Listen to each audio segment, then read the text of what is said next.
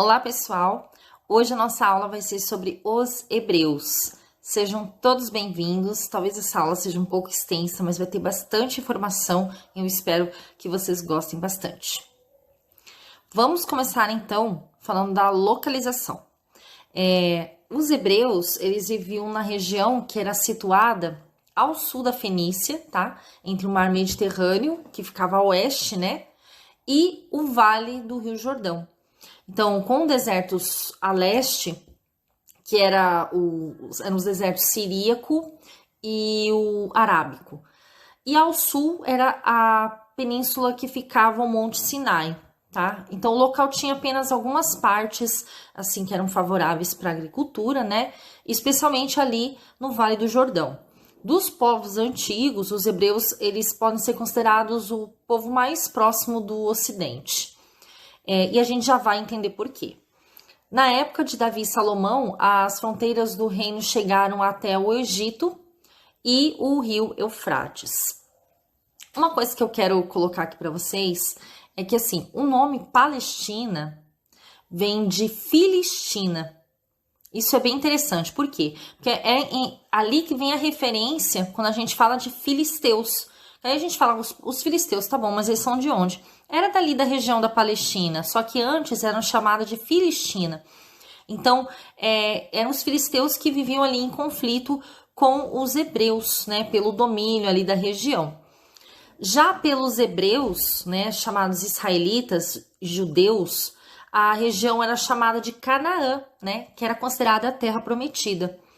Após os romanos conquistarem essa região, aí que passou a ser chamado de Judeia. Gravou isso? Isso aí é muito importante, que às vezes a gente é tanto nome, porque com o passar do tempo é uma história muito longa. Então, assim, as coisas vão mudando um pouco a nomenclatura, né? São outros povos que acabam ocupando a região, né? Então, tudo isso tem influência. E às vezes a gente pode fazer alguma confusão, tá? E às vezes a gente tá achando que tá falando de dois povos diferentes, tá falando da mesma coisa, tá bom? Por exemplo, a gente fala israelita, a gente fala judeu, dos judeus. Então, a gente muitas vezes está se referindo ao mesmo povo, tá bom? Os hebreus, tá bom? Entenderam? Então, tá. De origem semita, de acordo com a Bíblia, eles seriam os descendentes de Sem. Quem que era o Sem? Era o filho de Noé. Então, teve o Taré, que era descendente de Sem. Ele saiu de Ur da Caldeia com a família, né? E aí ele chegou a um lugar chamado Harã. E aí, por estarem, né, ao noroeste da Mesopotâmia, que a gente já estudou, eles sofreram influência, então, de vários povos mesopotâmicos e também, por exemplo, mesopotâmicos mesmo, né? São vários povos ali, tem uma longa história também. Mas foi influência, por exemplo, que os hebreus sofreram dos acádios, dos hurritas, dos amoritas também, né? E hebreu ainda significa povo do outro lado do rio, né? No caso, seria o rio Eufrates. E aí, para a gente falar sobre os hebreus, é muito importante a gente ter as fontes, né? Vou lembrar de novo, a maioria dos meus vídeos anteriores eu utilizei esse livro também. A maior parte das informações que eu vou passar aqui são desse livro. É lógico que o livro está muito mais detalhado, que é a história da Antiguidade Oriental, do Giordani, e ele cita as fontes primárias para a gente falar sobre esses povos, tá? Então, o Antigo Testamento da Bíblia, no caso, é a principal fonte histórica quando a gente fala dos hebreus, né? Tem muita informação sobre os hebreus, que seriam, então, originários de Ur, né? Que é uma cidade suméria da Mesopotâmia. E aí, por alguns séculos, eles viveram em Canaã, desde mais ou menos 2000 a.C., tendo como principais atividades a agricultura e o pastoreio. Eles viviam em grupos de nômades, né? Geralmente eles tinham como liderança um ancião.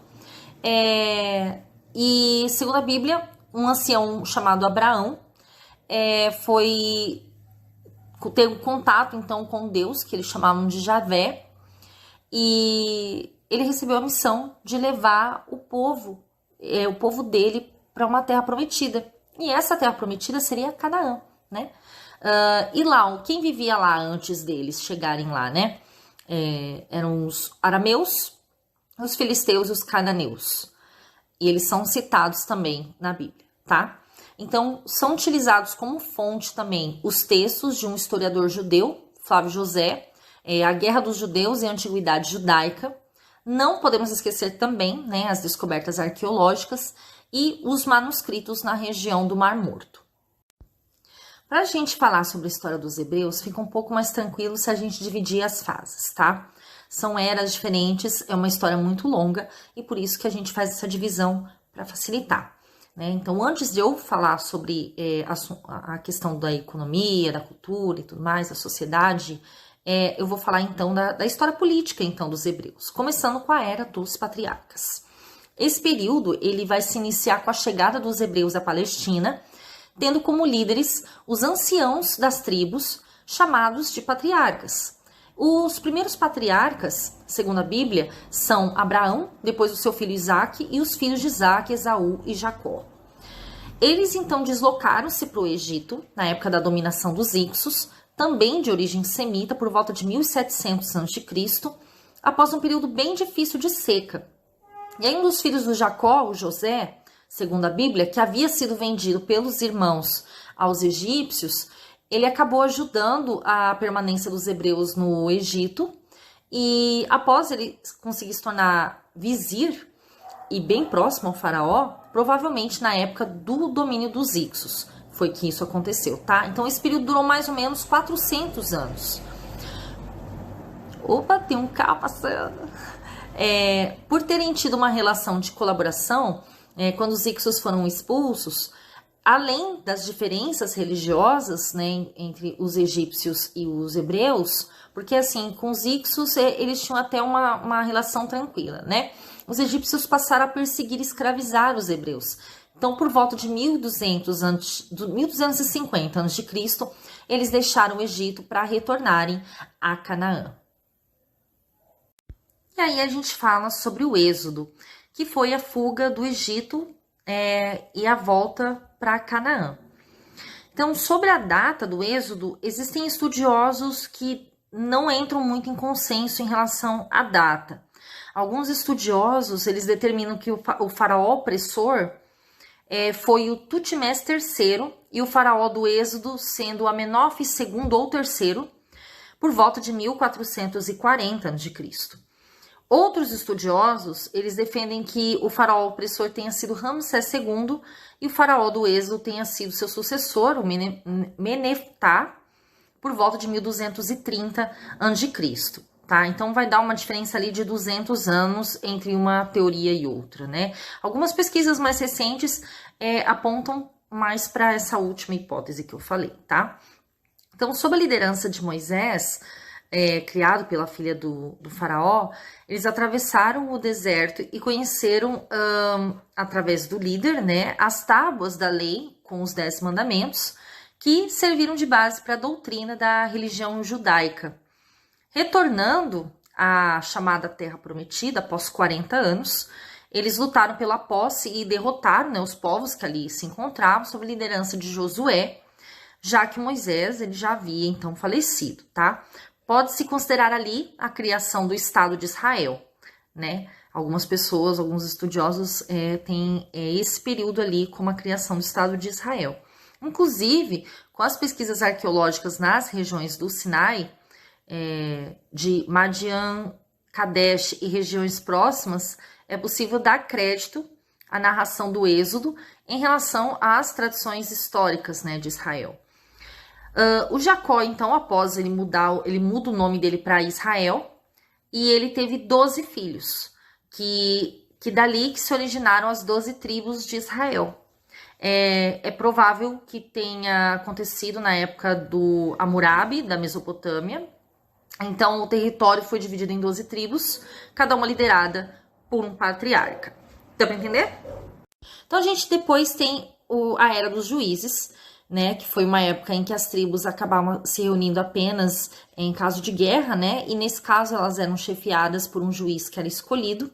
E aí, com o passar do tempo, os juízes eles passaram a ter uma importância política, religiosa, militar também, né. Os principais juízes foram Jefté, Sansão, Gideão, Débora, Otoniel e Eli. A centralização política dos juízes acabou propiciando a monarquia, já que os conflitos eram constantes. Então a gente chega à época da Era dos Reis, né? Teve o último dos juízes, que foi o Samuel, em 1010 a.C. Ele convoca uma assembleia para escolher, então, para nomear, né, um rei, e aí a nomeação é feita para o rei Saul. O rei Saul se torna o primeiro rei. Esse governo não dura muito tempo, ele acabou morto numa batalha contra os filisteus, mas ele é lembrado, né, como um herói. Ele derrotou outros povos também, né, como amalecitas, amonitas. A vida dele é bem marcada tanto pelo temperamento dele quanto pela vocação divina. E aí o sucessor é o Davi, rei Davi. Ele acaba derrotando os filisteus e ele toma a cidade de Jerusalém. É nesse momento que a cidade de Jerusalém se torna a capital, então, dos hebreus. Nessa época, em paralelo, está acontecendo ali o enfraquecimento do poder egípcio e do poder mesopotâmico também, né? Vai ser temporário, né? Esse enfraquecimento. Depois, porque a história dos egípcios e mesopotâmicos é bem longa, então entre altos e baixos, né? E acontece isso. É só para a gente entender mais ou menos o tempo histórico que está acontecendo isso, tá? O sucessor do Davi, então, é o rei Salomão, que ele leva o reino ao seu apogeu. Ele firma um acordo de paz com os egípcios, ele constrói muitas obras, estradas, né? Inclusive é ele que é o responsável pela construção do templo de Jerusalém, né? E é nesse templo de Jerusalém que é guardada a Arca da Aliança com as tábuas da lei, né? Só que assim, por outro lado, ele acaba aumentando os impostos, né? Para poder ter condições de fazer todas essas obras públicas. E isso acaba levando à escravização por dívida, né? Porque nem todo mundo tinha condições de pagar. E aí uma parte da população acaba até se revoltando, né? Um pouco. Após a morte do Salomão, em 931 a.C., o povo está descontente, está acontecendo uma crise política. E aí ocorre a divisão das tribos de Judá em 2 reinos, né? As tribos de Israel. Das 12 tribos, 2, que é Judá e Benjamim, permaneceram aliadas ao herdeiro de Salomão, que era o Roboão, e aí formam o reino de Judá ao sul, com a capital Jerusalém, né? E eles são chamados, então, de judeus.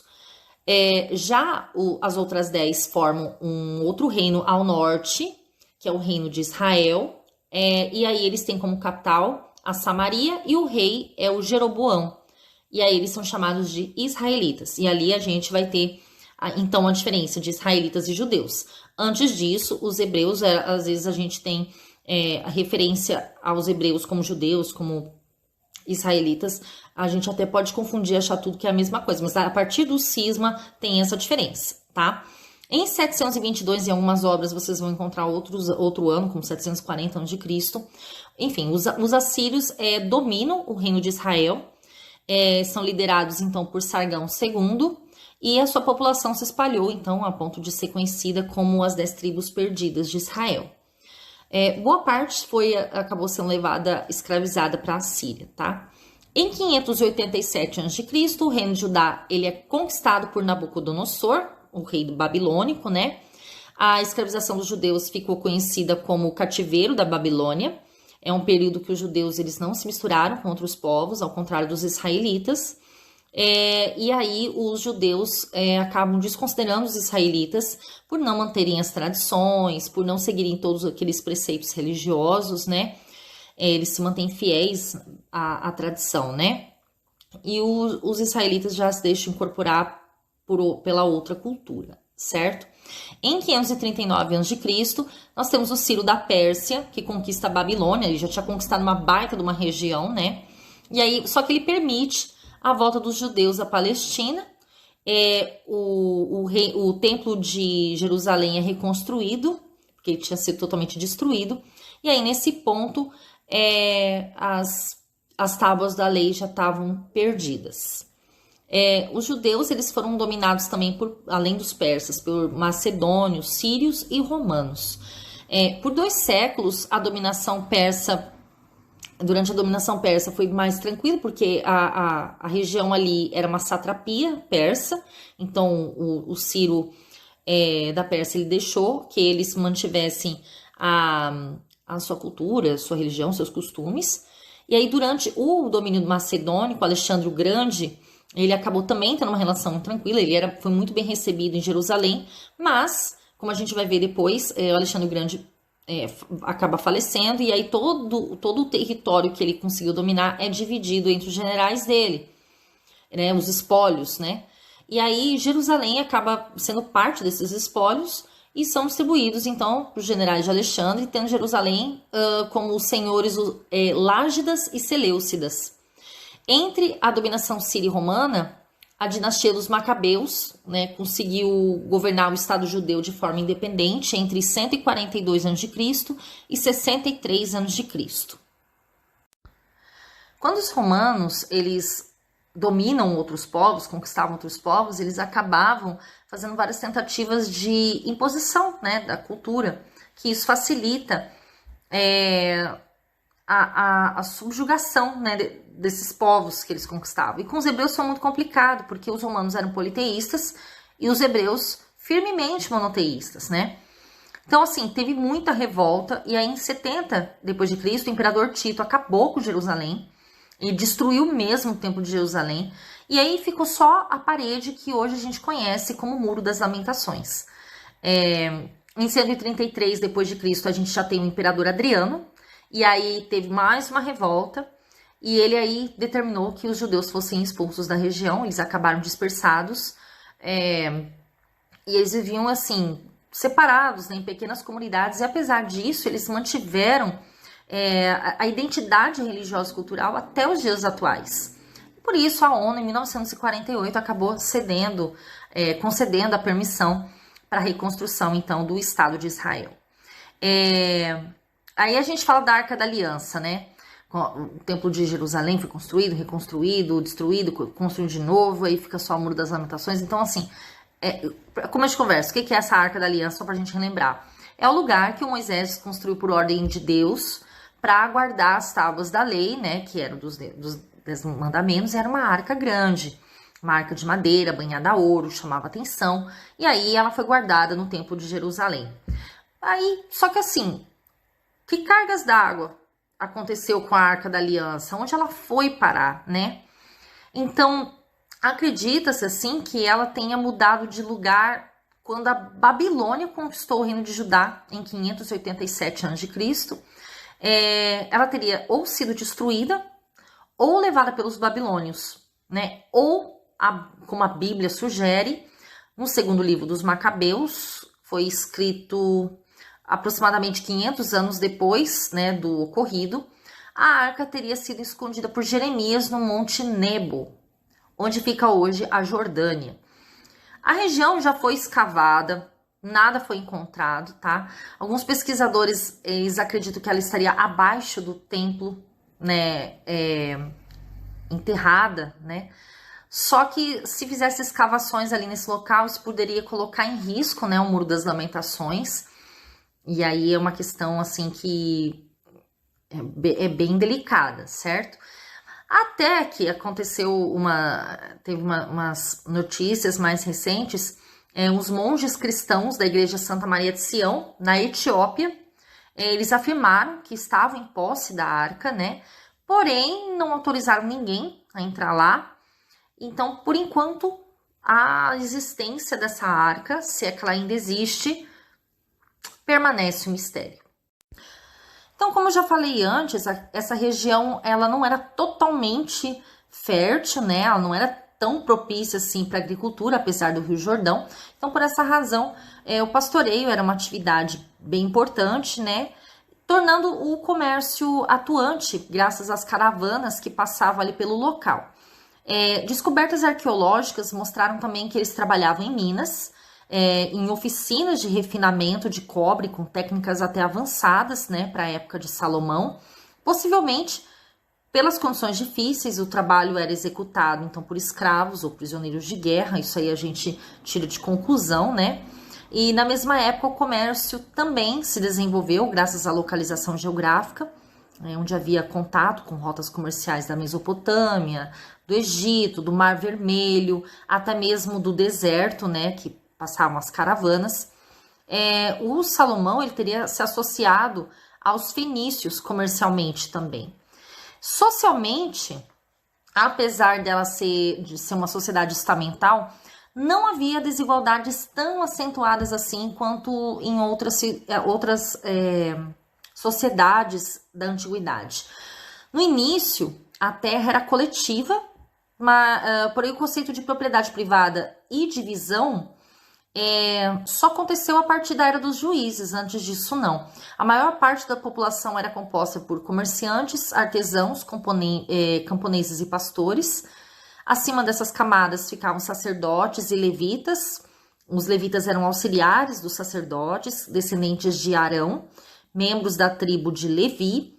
Altos funcionários do Estado também estavam nessas classes mais altas. Os proprietários de terra e os chefes guerreiros. Sobre o clero, na distribuição de terras feita por Josué, a tribo de Levi não recebeu nenhum território próprio para que se pudesse dedicar aos deveres do sagrado, né? Então, para eles se dedicarem só ao sagrado, eles não receberam ali as terras. Esse clero era sustentado com um dízimo anual das rendas dos israelitas e os sacerdotes recebiam rendas especiais. Haviam escravos, tá? Porém, em pouca quantidade, os por dívida e os de guerra. Eles podiam possuir bens, podiam casar com outros escravos e ainda eles podiam ser libertados após o pagamento da dívida, ou no caso dos prisioneiros de guerra, que eram estrangeiros, né? Se eles se convertessem ao judaísmo.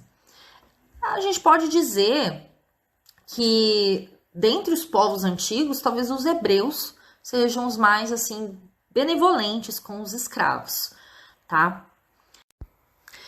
A legislação mosaica, ela, então, está vinculada à teocracia, quando Deus é considerado o supremo legislador, juiz soberano do povo escolhido. As leis mosaicas, elas refletem antigos costumes do povo hebreu que constituem o código patriarcal, né, como a circuncisão, por exemplo, né, e alguns costumes e leis de outros povos que os hebreus tiveram contato também. Muitos estudos foram feitos sobre as leis dos povos orientais e uma comparação da lei mosaica com o Código de Hammurabi foi feita, apontando algumas semelhanças, como analogias, alguns artigos referentes a temas como casamento, escravidão, propriedade, a pena de talião, né, olho por olho, dente por dente. Ao mesmo tempo que a gente pode encontrar algumas semelhanças, também há particularidades na legislação mosaica. A obra mosaica tem um forte apelo moral e religioso, diferente do Código de Hammurabi, né, e outros códigos antigos, assim, que são mais de caráter civil e penal. Os princípios morais e religiosos hebraicos, eles possuem características como você ser bom, né, a benevolência com os mais fracos e o amor a Deus e ao próximo, né? E a gente já viu, né, que a relação de outros povos com Deus era mais de temor do que amor, né? E os hebreus têm uma relação um pouco diferente com Deus, né? E era um só. Então, assim, a família também era um núcleo da sociedade israelita. Era admitido 3 classes de esposas, né? As primeiras, que eram livres e legítimas, e elas o casamento tinha mais pompa, né? As segundas eram legítimas, mas podiam ser compradas, né? No caso, as chamadas de concubinas. E as terceiras, que não eram livres, elas eram tomadas como prisioneiras, toleradas pela lei, mas que davam filhos legítimos. Uma forma de casamento era chamada de levirato, uma viúva sem filhos que devia se casar com o parente mais próximo do esposo falecido. O primeiro filho recebia o nome do falecido, também era admitido divórcio, mas com algumas formalidades para que se evitassem decisões precipitadas.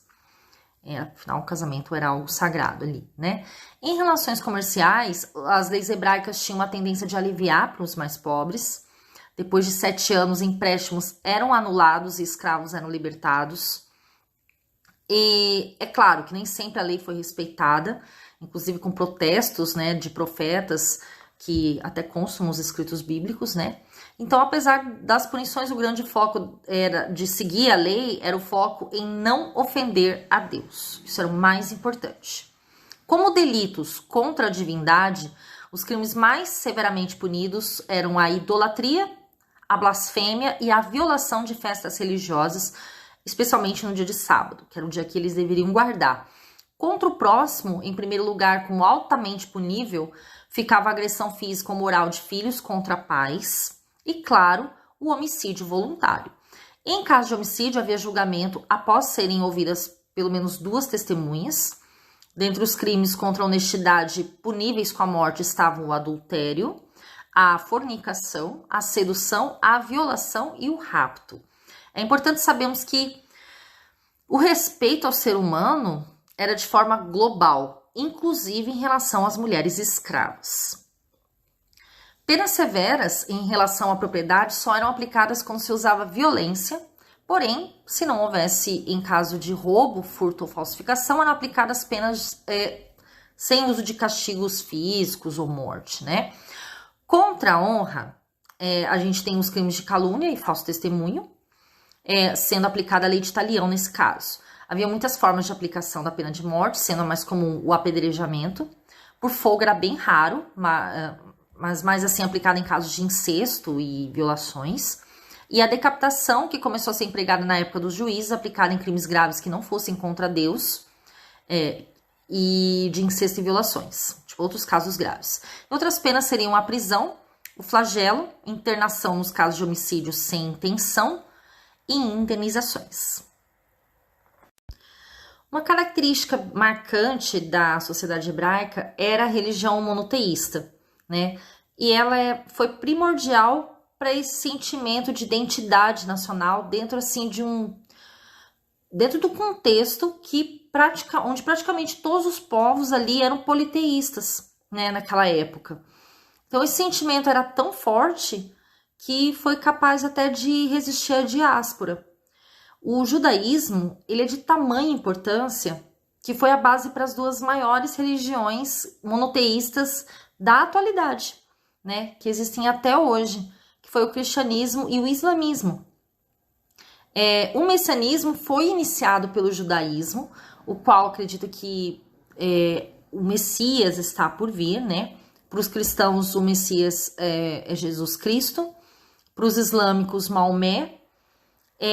Práticas como a Páscoa, o Pentecostes, elas foram iniciadas pelos hebreus e foram incorporadas pelos cristãos, né?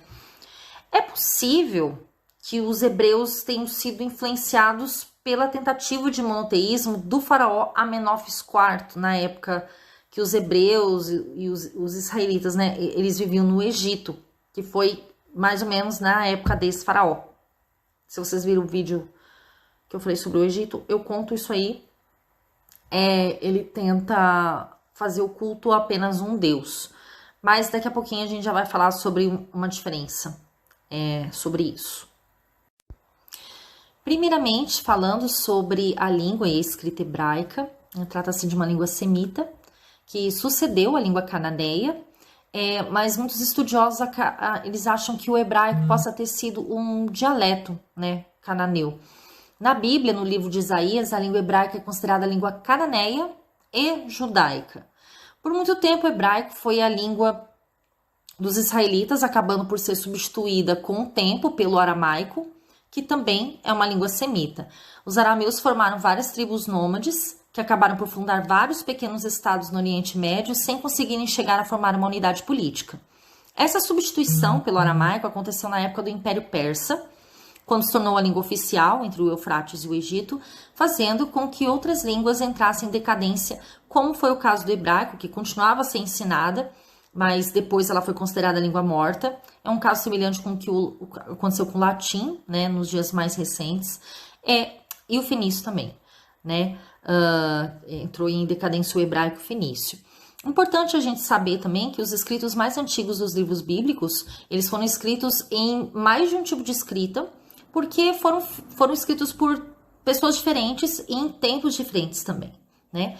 O Antigo Testamento da Bíblia, ele pode ser considerado a principal manifestação cultural assegurada assim pela forte presença da religião. É formado por 24 livros, os 5 primeiros são de maior relevância, chamado conjunto de Pentateuco, e pelos judeus é chamado de Torá.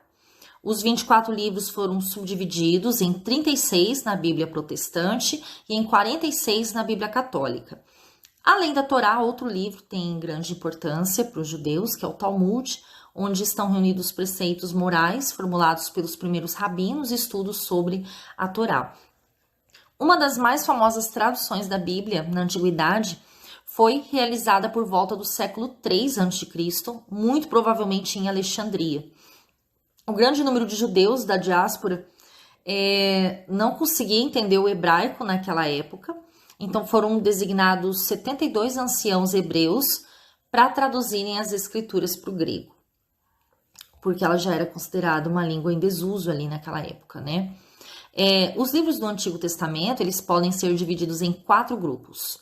A Lei, ou Torá, que compreende os 5 primeiros livros, Gênesis como o livro das origens, o Êxodo como o livro da saída do Egito, o Levítico, Números, que é como se fosse um recenseamento, e o Deuteronômio, que repete preceitos da lei com mais explicações.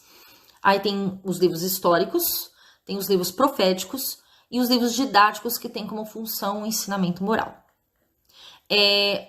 Os hebreus construíram palácios suntuosos, como os de Salomão e Herodes, além de fortificações como as muralhas de Jerusalém, tendo como grande obra o Templo de Jerusalém, construído por Salomão, destruído por Nabucodonosor, reconstruído depois do exílio da Babilônia, sem o esplendor de primeira, né? Foi Herodes que se esforçou para trazer aquela exuberância do templo, para conseguir a confiança dos judeus, então já era que eles eram súditos então dele, né?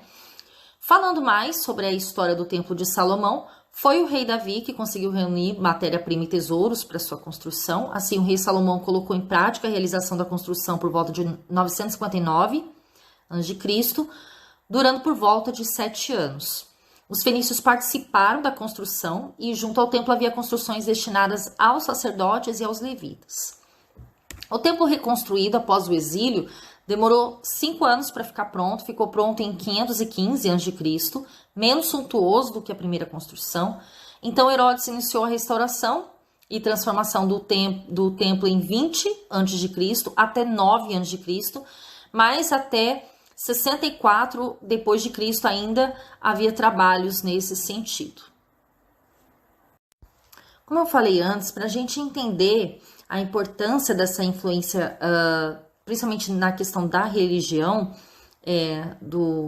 dos hebreus, em relação ao monoteísmo, que foi a base fundamental das 3 maiores religiões da atualidade, né? O cristianismo, o islamismo e o judaísmo. E também tem a questão do messianismo, né, da ideia messiânica, que qualquer uma das 3 tem, e a base é da religião dos hebreus. Só que assim, é importante a gente entender que essa ideia de monoteísmo aqui se refere a aceitar que existe apenas um Deus, né, e não a escolha de um Deus dentre vários outros, né? E era isso que eu estava querendo explicar para vocês antes. Quando a gente fala que os hebreus podem ter se inspirado na ideia da tentativa de monoteísmo egípcio, entre os egípcios, eles não tentaram negar os outros deuses.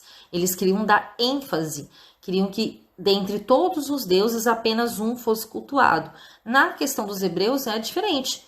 Eles acreditam que apenas um Deus exista, que os outros deuses não existem. É uma criação de alguém, tá? Essa é a principal diferença. O sinal escolhido pelos hebreus como sagrado para representar a aliança do povo escolhido com Deus é a circuncisão. Circuncisão. E ela é uma prática em uso anterior aos hebreus por povos orientais, né? Na época de Abraão, é possível que ainda tivesse uma ideia de vida após a morte, como muitos outros povos, né? Só que eles viam dessa mesma forma, que era um lugar sombrio, que não tinha atrativos, né? E que as bênçãos eram em vida, né? Já no tempo de Moisés, é reafirmada a crença monoteísta, o governo é teocrático, sendo chefes religiosos representantes de Deus, a busca também pela perfeição moral, a ausência de imagens divinas, os 10 mandamentos como código de deveres a serem seguidos e o culto organizado a partir do sacerdócio hereditário. Sempre lutando contra a influência politeísta de outros povos, e eram muitos povos, eram praticamente todos, né, menos eles, apareceram vários profetas. Na época de Davi e Salomão, foi até possível fortalecer bem a religião, porém depois do cisma houve alguma adulteração. No caso, os profetas, eles não aparecem para inovar, mas sim para reafirmar e esclarecer o monoteísmo hebraico.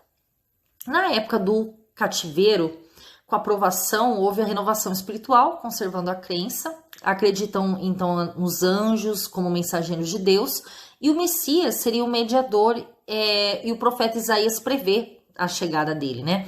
Nessa época, a vida após a morte ainda não era muito precisa, porém, um pouco antes de Cristo já se falava da recompensa dos eleitos e justos, o que nos traz a ideia de julgamento da alma.